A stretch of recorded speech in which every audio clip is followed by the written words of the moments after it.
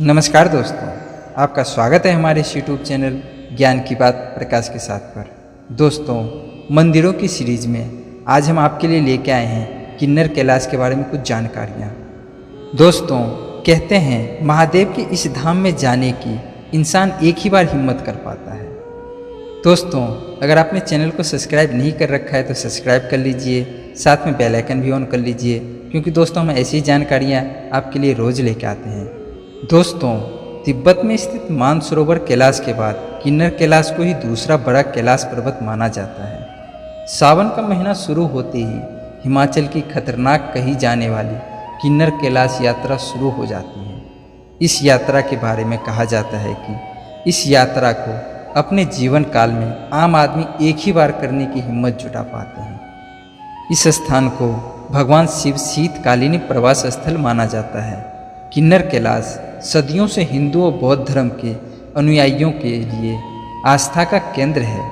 इस यात्रा के लिए देश भर से लाखों भक्त किन्नर कैलाश के दर्शन के लिए आते हैं।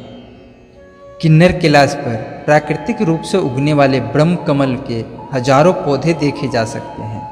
भगवान शिव की तपोस्थली किन्नर के बौद्ध लोगों और हिंदू भक्तों की आस्था का केंद्र किन्नर कैलाश समुद्र तल से 24,000 फीट की ऊंचाई पर स्थित है।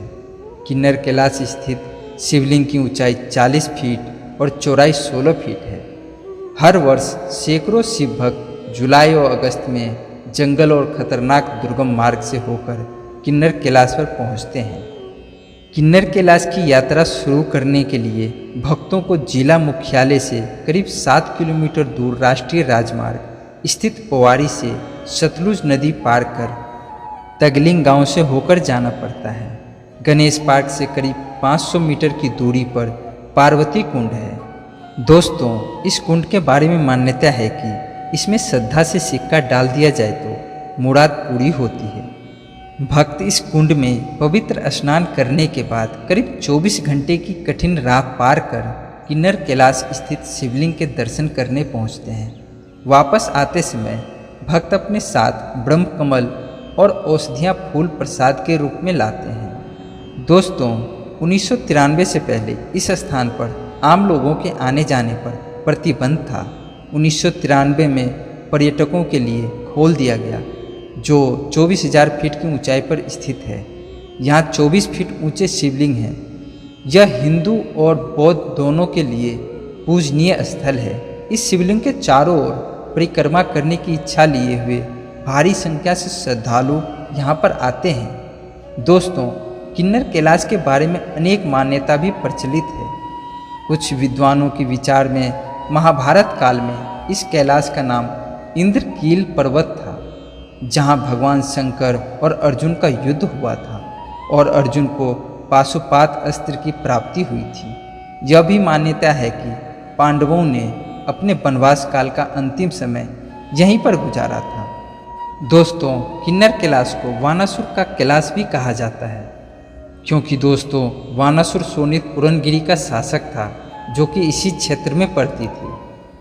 दोस्तों, कुछ विद्वान रामपुर बुशेर रियासत की गर्मियों की राजधानी सराहन को शोणित पूरनगिरी करार देते हैं। दोस्तों, कुछ विद्वानों का मत है कि किन्नर कैलाश के आगोश में ही भगवान कृष्ण के पोते अनिरुद्ध का विवाह उषा से हुआ था। शिवलिंग की एक चमत्कारी बात यह है कि दिन में कई बार यह रंग बदलते हैं। सूर्योदय से पूर्व सफ़ेद, सूर्योदय होने पर पीला, मध्यम काल में यह लाल हो जाता है और फिर क्रमश पीला सफ़ेद होते हुए संध्या काल में काला हो जाता है। दोस्तों, ऐसा क्यों होता है, इस रहस्य को अभी तक कोई नहीं समझ सका है। किन्नरों-वासी इस शिवलिंग के रंग बदलने को किसी दैविक शक्ति का चमत्कार मानते हैं। कुछ बुद्धिजीवों का मत है कि यह एक साइंटिफिक रचना है और सूर्य की किरणों के विभिन्न कणों में पड़ने के साथ ही यह चट्टान रंग बदलती नजर आती है। दोस्तों, किन्नर कैलाश को हिमाचल का बद्रीनाथ भी कहा जाता है और इसे रोगकेशल के नाम से भी जाना जाता है। दोस्तों, इस शिवलिंग की परिक्रमा करना बड़े साहस और जोखिम का कार्य है। कई शिव भक्त जोखिम उठाते हुए स्वयं को रस्सियों से बांधकर यह परिक्रमा पूरी करते हैं। पूरे पर्वत का चक्कर लगाने में 1 सप्ताह से 10 दिन का समय लगता है। दोस्तों, ऐसी मान्यता भी है कि किन्नर कैलाश की यात्रा से मनोकामनाएं तो पूरी होती ही है। दोस्तों, यहाँ से 2 किलोमीटर दूर रेगरिक डुगमास में एक बौद्ध मंदिर है। यहाँ लोग मृत्यु आत्माओं की शांति के लिए दीप जलाते हैं। यह मंदिर बौद्ध और हिंदू धर्म का संगम भी है। भगवान बुद्ध की अनेक छोटी बड़ी मूर्तियों के बीच दुर्गा माँ की भव्य मूर्ति भी स्थित है। दोस्तों, सबसे पहले सभी यात्रियों को Indo Tibet border police post पर यात्रा के लिए अपना पंजीकरण कराना होता है। यह पोस्ट 8,732 फीट की ऊंचाई पर है। यह किन्नर जिला मुख्यालय रेगांग प्योम से 41 किलोमीटर दूरी पर है। उसके बाद लंबार के लिए प्रस्थान करना होता है। यह 9,678 फीट की ऊंचाई पर है, जो 10 किलोमीटर की दूरी पर स्थित है। यहाँ जाने के लिए दोस्तों खच्चरों का सहारा लिया जा सकता है। दोस्तों, इसके उपरांत 11,319 फीट की ऊंचाई पर स्थित चारांग के लिए चढ़ाई करनी होती है, जिसमें कुल 8 घंटे लगते हैं। लाम्बर के बाद ज़्यादा ऊंचाई के कारण पेड़ों की संख्या कम होती जाती है। चारांग गांव के शुरू होते ही सिंचाई और स्वास्थ्य विभाग का गेस्ट हाउस मिलता है, जिसके आसपास टेंटों में यात्री विश्राम करते हैं। इसके बाद दोस्तों 6 घंटों की चढ़ाई वाला ललाती 14,108 फीट के लिए चढ़ाई शुरू होती है। दोस्तों, चारांग से 2 किलोमीटर की ऊंचाई पर रेगरिक तुगमा का मंदिर स्थित है। इसके बारे में यह कहा जाता है कि बिना इस मंदिर के दर्शन किए हुए परिक्रमा अधूरी रहती है। इसके बाद 14 घंटे लंबी चढ़ाई की शुरुआत हो जाती है। इस दिन एक और जहां ललिता दरे से चारांग दरे की लंबी चढ़ाई करनी होती है, वहीं दूसरी ओर चितकुल देवी की दर्शन हेतु लंबी दूरी तक उतरना होता है।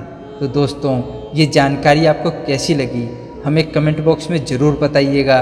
और दोस्तों, अगर आपने चैनल को सब्सक्राइब नहीं किया है तो सब्सक्राइब कर लीजिएगा, साथ ही साथ लाइक का बटन भी दबा दीजिएगा।